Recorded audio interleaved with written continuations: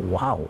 Sempat ada kemarin kita dihimbau ya untuk tidak perlu ke tempat ibadah ya. Sempat. Itu termasuk ke sana ya.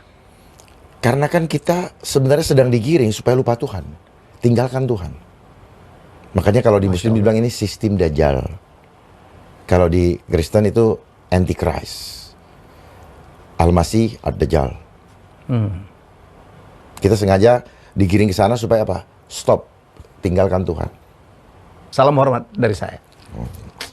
Itu batiknya singa gitu memang gambaran dari seorang Dharma Poringkot ya? Seringkali kita perlu mengimajinasikan diri Ya. supaya kita terinspirasi. Jadi maksudnya Pak Jenderal menggambarkan diri sebagai seekor singa? Ya, artinya singa itu dia berjani berhadapan dengan kelompok besar walaupun sendiri. Dia tidak suka keroyokan. Beda dengan harimau. Oh, beda dengan harimau. Tapi ini singa jantan. Kalau singa jantan itu biasanya yang berburu yang betina, dia tinggal ngambil terakhirnya aja. Tapi raja hutan. Ya.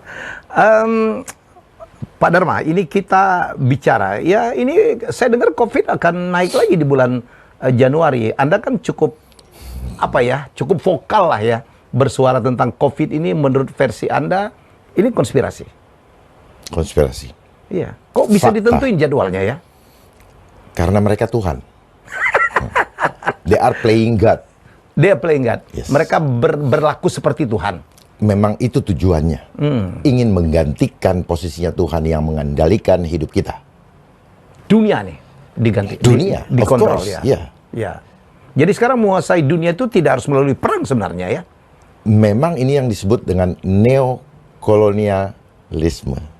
Neokolonialisme, penjajahan cara baru. Gaya baru. Gaya baru. Dikontrol dengan virus saja. Dengan penyakit aja. Oke, saya flashback. Oke. Yang masalah virus ini adalah kontrol populasi. Mereka mempunyai agenda 3. Yang pertama, money, power, control population. Dia peralihan antara perang fisik, kemudian mulai dengan penjajahan sistem ekonomi. Money, dia kuasai lewat institusi swasta, IMF, dan World Bank. Bank for International Settlement yang ada di Swiss. Oh, oke. Nah itu kemudian mereka sebagai regulator ya kuasai dan akhirnya masuk ke power. Mereka dapatkan power dari mana? Ya dari memainkan krisis, lalu negara perlu hutang. Oh, jadi mereka mengontrol dengan memberikan utang ya kepada Dengan memberikan negara-negara yang akan dikuasai. Iya. Tapi ini skenarionya. Ya itu skenarionya. Jadi Oke, itu dulu dibuat. Terus? Itu dulu krisis dibuat supaya kita help kan. Ya. Jadi ini by design juga. Berikan masalah, cipta reaksi, lalu mereka yang berikan solusi. Tapi menjerat. Debt trap. Debt Jebakan trap. maut. Jebakan utang. Ya. Nah kemudian sekarang kita masuk dalam program terakhir. Kontrol populasi. Nah kontrol populasi dia menggunakan powernya Ya.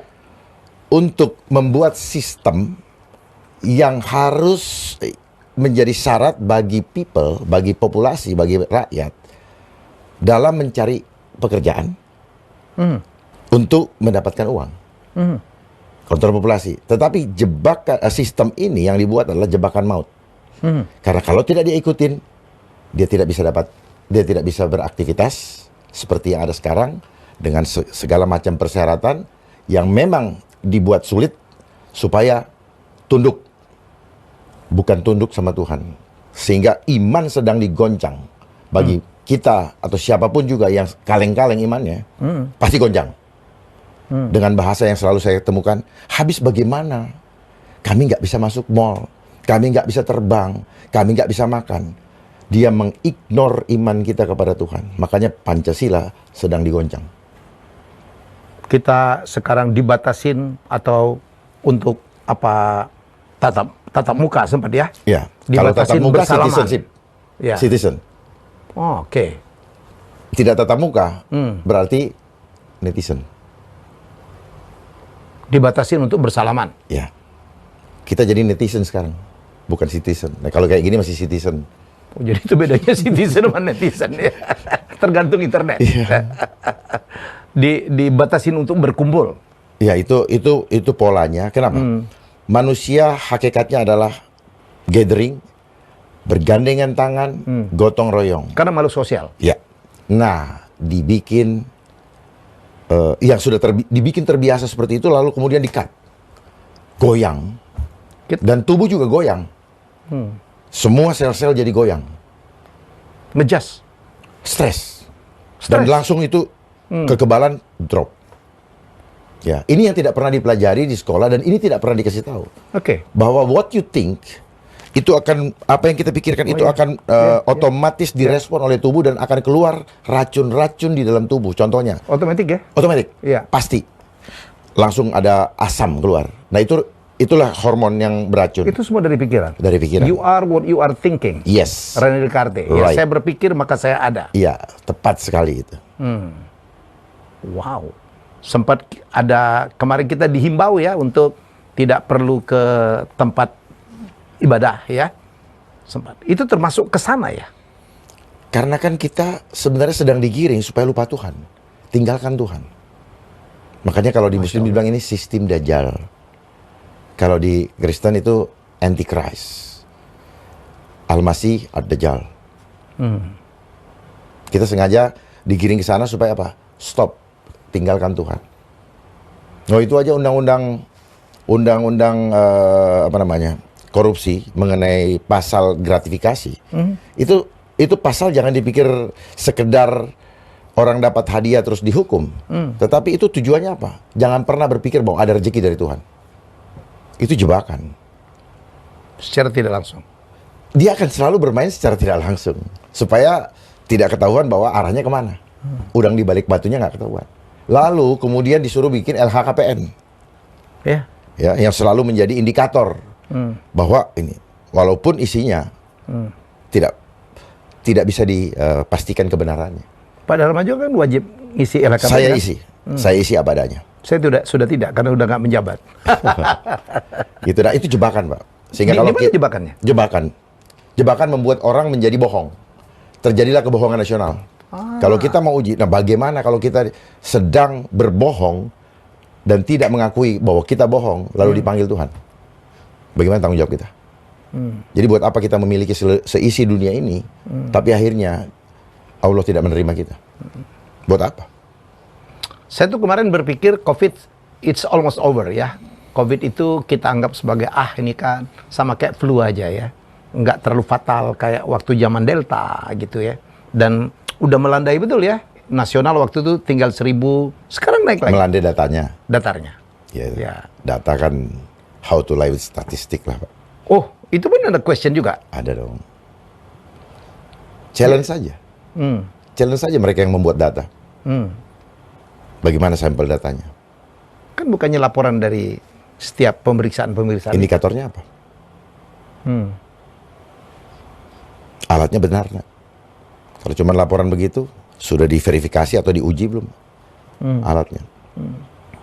Jadi menurut Pak Jenderal kayak apa nih sebenarnya? Yang sebenarnya real terjadi menurut Jadi Pak begini, Dharma? ini hanya pintu masuk menuju kepada sejak 2 tahun kita lewati, baru beberapa bulan langsung muncul namanya Zoom.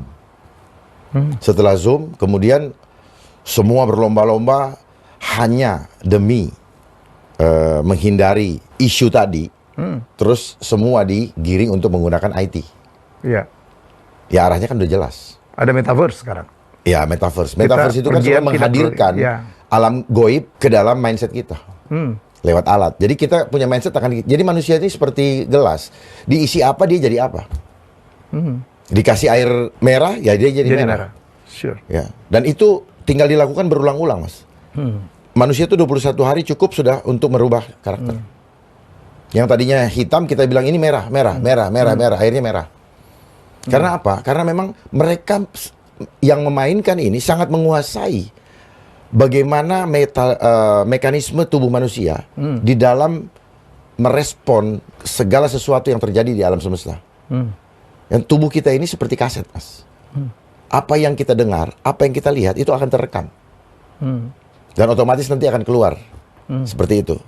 Seperti sekarang anak-anak main game, anjay, anjay, anjay. Ya udah nanti dia akan keluar anjay. Dia akan lupa dengan sejarah, dia akan lupa dengan bahasa-bahasa yang sopan. Manusia ini hanya sekedar kebiasaan. Nah, mereka sangat tahu itu. Memainkan kebiasaan. Diulang-ulang-ulang jadi edik. Dulu kita senangnya gathering sama-sama keluar. Begitu dipak begini, stres semua. Tidak boleh kemana-mana. Itu adalah desain. Karena mereka tahu, tubuh manusia begitu kita terbiasa, sekarang saya kunci Mas di dalam kamar, Mas biasa keluar, itu tergoncang. Stres pasti. Ya.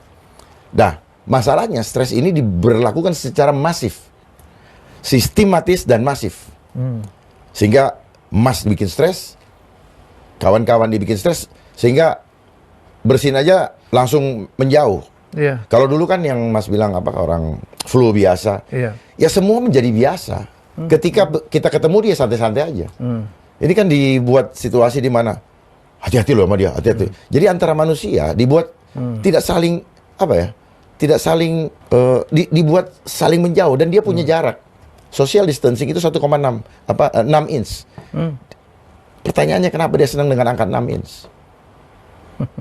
Kenapa dia suka dengan angka 6? 666? Kenapa kita SD ujian selalu minimal 6? Kenapa SD kita harus 6 tahun?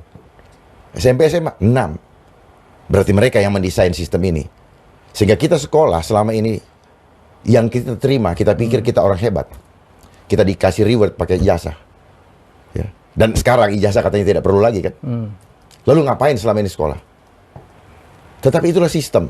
Supaya kamu bisa menjadi pekerja. Karena konsepnya dari 1903, Rockefeller merubah. Dia menginginkan bangsa di Amerika supaya tidak lagi menjadi pemikir, tapi pekerja. Yang mikir gue aja, gitu loh. Jadi rakyat atau kita semua dibikin hanya tidak boleh berpikir untuk merubah. Merubah gue getok kepala lu. Just follow the rule. Itu. Nah, pemimpin yang berpikir. Tapi pemimpin saya yang milih. Siapa yang milih? Yang punya kapitalis. Itu Modal yang besar. Seperti yang sedang kita rasakan. Oligarki. Apapun namanya. Apa namanya? Terserah lah namanya. Korporasi lah, apalah. Ya. Orang berakhlak baru beradab. Ya. Banyak orang pintar, dia tidak berakhlak. Ya. Apalagi beradab. Makanya sila kedua pun gak akan jalan. Kemanusiaan Yang adil dan beradab. dan adil dan beradab. Bagaimana Mas mau bisa adil? Soalnya kita cuma kembali ke Pancasila, selesai Kembali semuanya. Pancasila selesai. Penting itu Pancasila. Ada keadilan sosial, ya. Ya. Jadi Persatuan Indonesia. persatuan Indonesia hanya bisa kalau Mas mau menerima perbedaan.